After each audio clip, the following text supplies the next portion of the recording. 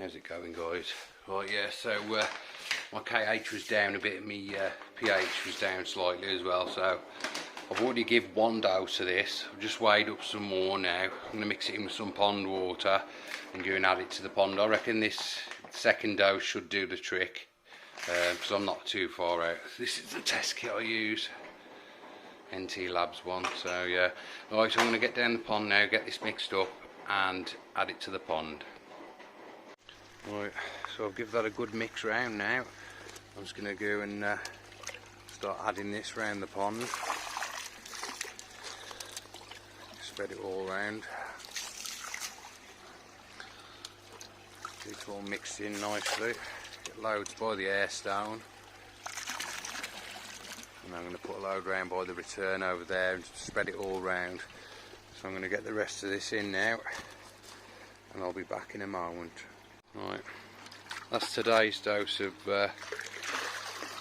biobalance in now. I'll give it about 24 hours and then I'll check my KH again. I'm going to keep monitoring my pH because I don't want that to keep flying up and down, but yeah, it's looking like I'm definitely going to need a roof because I can't really cope with this.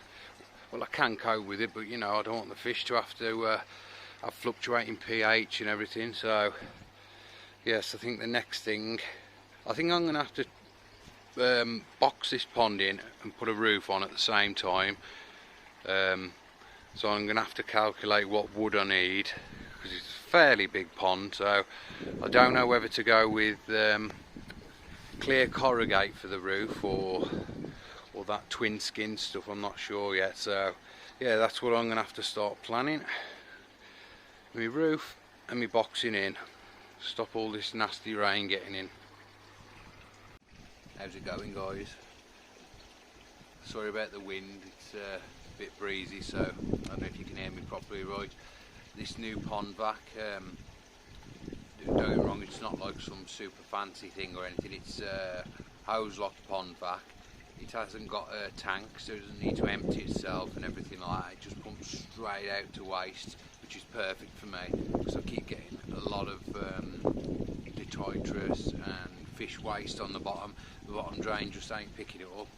I mean, it does, but I have to crank the filter up to 100%, and that's no good because you know, I don't want it running through that fast. So I'll flip you around now and I'll put the Polaroids in front of the camera and see if you can see some of the stuff that I'm going to get out like. So yeah, let's crack on.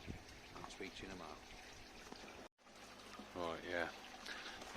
Let's take you around this side, you might be able to see a little bit easier.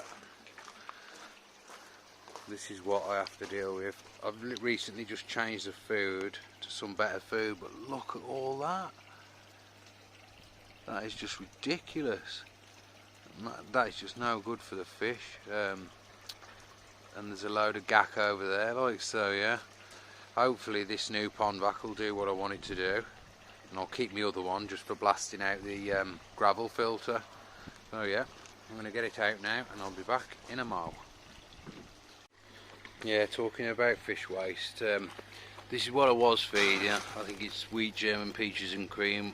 I'm not 100% sure because it was decanted into separate bags, like, but yeah, that's just crap food. So I got some of this stuff, which is nice. Smells lovely as well. So I'm just waiting to see if that makes any difference with the waste. Should do, because obviously you've got premium quality versus cheap, but that's a bit of backup stuff that I use. I think these small ones are wheat germ, and yeah, so hopefully this Evo Aqua Premium will do the job. It does state something like that on about water quality and everything somewhere there,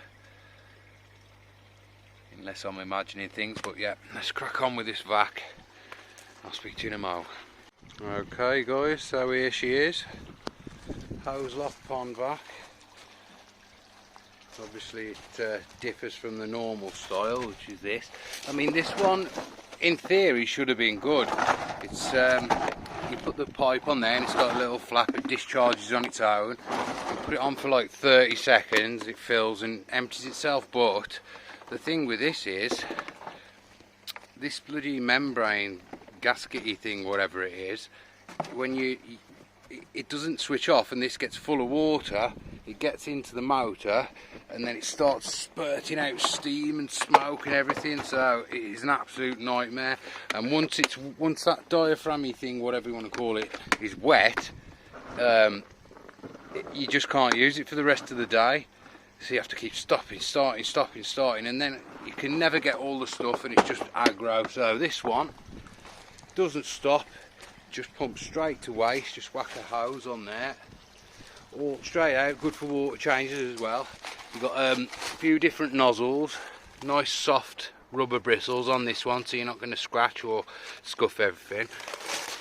Inside there you've got the motor, so it draws it up, straight up there, out to waste. You've got a couple of other nozzles here which attach to the handle nicely. You've got one for crevices between rocks, corners and stuff, and then you've got a nice straight with a wide mouth. So yeah, the only thing I'd say is don't pick any stones up bigger than like 5 or 10 mil, because it will jam the motor, which is no problem because you just pop this end cap off and pull the stone out like. But yeah, so I'm going to get this all hooked up now, get a pipe onto waste and suck some of this nasty stuff out. I'll speak to you in a minute. Right, when you first put this in, you need to let the air bubble out like a floating skimmer before it will start to work. Right, we're on now. Yes, brilliant. I've got that rubber attachment on here, it's really gentle, so then this is really picking the stuff up fast. If you look there, you might be able to see the dirty water coming through. It is an absolute powerhouse. I was worrying that it wouldn't fetch the water up from this depth of pond, but it is most definitely working a treat. Right, I'm going to crack on with this, get all the sludge out, and I'll speak to you in a minute. Well, this works a damn sight better than I thought it was going to. I mean, look at that, absolutely churning it out, and it's taking a lot less time than I thought it was going to as well. It's just flying through it. Look at that. That's stuff that other vac just couldn't pick up. It's not clouding up on the bottom or anything, it's just taking it all straight to waste, which is perfect. Right, I'm going to have a go around the rest of the pond and I'll get back to you and show you what it's done.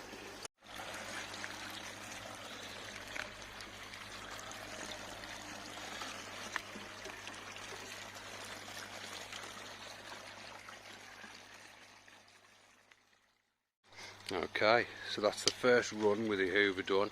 I don't want to remove too much at once because I don't know what it's going to stir up like, but there's a few little, I don't know if you can really see, but I've got all that deep stuff from that corner, I've got all the fish waste from down here.